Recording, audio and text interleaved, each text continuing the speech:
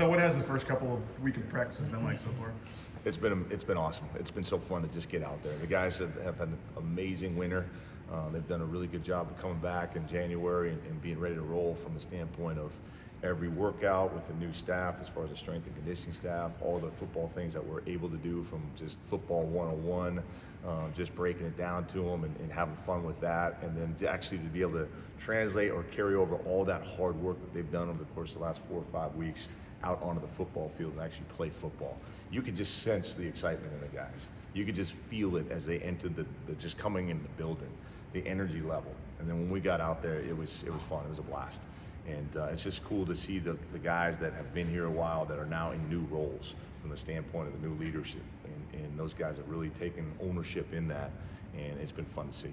You're replacing at least one safety, maybe both this year. I mean, if you had a bullet point list, what are the traits you look for in a starting safety? Guy's got to be versatile, right? He's got to have an understanding of, within our defense, we ask our safeties to do a lot. From a coverage standpoint, whether it's covering a slot receiver, a tight end, and once in a while we may have to cover an outside wide receiver as well. They have to be great as far as their recognition of plays, to be able to slide down in the box and be able to get off blocks and make plays, have a great instinct within the box when they're coming down in there. And then they've got to have great range from the standpoint of, if I'm closing the middle of the field as a post defender, if I'm a deep half safety, or maybe I'm playing my quarters, be able to have some range in that regard. So that's asking one person to do a lot. We also need our safeties to be a quarterback of our defense. They have to see the big picture from the jump and be able to communicate and let everybody know, all 11, what we're doing from a coverage standpoint. That's asking a lot as well. So we put a lot on our safety shoulders. And we've got a group of guys that are anxious to be able to fill those roles and come in here and show that they can be the quarterbacks of this defense. Tubner's always been celebrated as kind of an A-plus backup guy. Is he ready, and do you guys want him to take that next role? I think we saw what we could get out of Tubner in the chances that he got to step into that starting role. Whether it was New Mexico, very first conference game of last year, whether it was North Texas in the bowl game, Tubner was ready to step into that role and play that position to his utmost. And exactly what we talked about as far as being able to help quarterback the defense, be able to play all those different roles from the standpoint of the versatility, coverage, coming down in the box, playing physical in the box, and still play a big role on special teams. And I thought he proved to us that he's capable of doing that. But it's still now, okay, so what, now what? Can you do it through all the whole spring? Can you do it now and over the course of the summer and then through fall camp and really solidify yourself as that guy? Now your position, you have the nickels under you still? Yep. So what do you want out of your nickel? Because you could shift people around between safeties and nickels, seems like you have. So, yeah, what do you need to get out of that? We need another, and again, you're going to keep hearing me say this, versatility. We need a guy at that nickel position that has the ability to play the slot receiver man-to-man. That is hard to do. That is not an easy thing to do on a regular basis with the slots skill set that they put there in most cases. They're going to be the shiftiest, sometimes the fastest, and a lot of times their best receiver so they can move around. So we need a guy that has the ability to cover sometimes the offense's best receiver. Then we also need a guy that's able to be effective as a blitzer off the edge. We need a guy that's effective in the run as far as being able to set an edge. So that, again, that's asking a lot for one individual to be able to do. And we have guys here that are capable of doing that. We've got guys that have played that role or played that position in games, in action. And we've got guys that have learned and taken a lot of practice reps that are ready to now step up into a bigger role. This time last year, 2 of the safety spots were locked up. Do you sense this season with JL and Ty Jones gone that there's a little bit more urgency of everyone else knowing that, hey, this is a wide open competition for plenty of spots? No question about it. There's a void there from a leadership standpoint. There's a void there from just playing experience standpoint. But we've got guys that are anxious to step up in those roles. We've got a guy, Rodney Robinson, that started every game last year, that has a chance to really solidify himself as not only a starter again, but more importantly as the leader of this defense. And I think Rod's really doing a great job of trying to have a major impact for us from a defensive standpoint in a lot of different ways.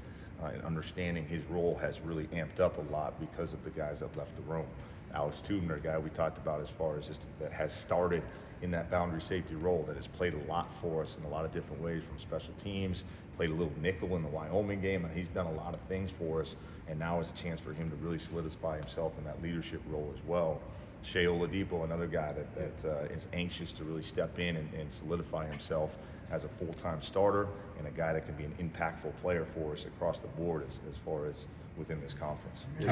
Titus Toller is a guy who came in, he played at a Power 5 school, big-time recruit coming out of high school. What have you seen out of him so far, and what are your expectations for him? Yeah, I'm fired up for Titus. I'm fired up for just how he's come in and really embraced our mentality as an entire program. He's embraced just what we're asking our guys to do on a day-to-day basis. He understands that it's not just going to be, hey, I'm coming from a Power 5, so I'm just going to slide in and be the guy.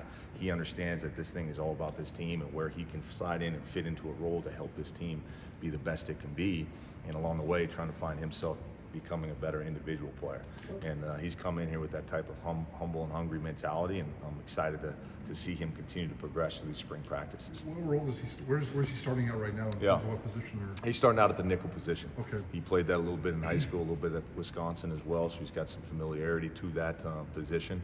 But he's got versatility that he can slide into the field safety, boundary safety. Again, we ask all of our guys to learn and understand all of those positions when they're in the same room, to take all those coaching points when other guys are being coached, so in turn we have the ability to slide pieces around when we need to. So much talk about JL obviously being an NFL, safety, and then I think it made maybe a little surprised when Tyreek Jones got the combine invite, and he obviously went there and did very well.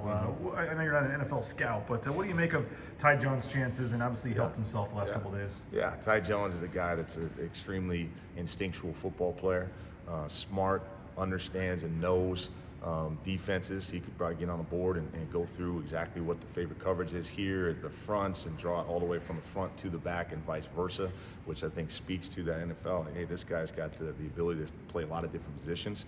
His size, 6'2 plus, 200 plus, and runs the way he runs, that is hard to find.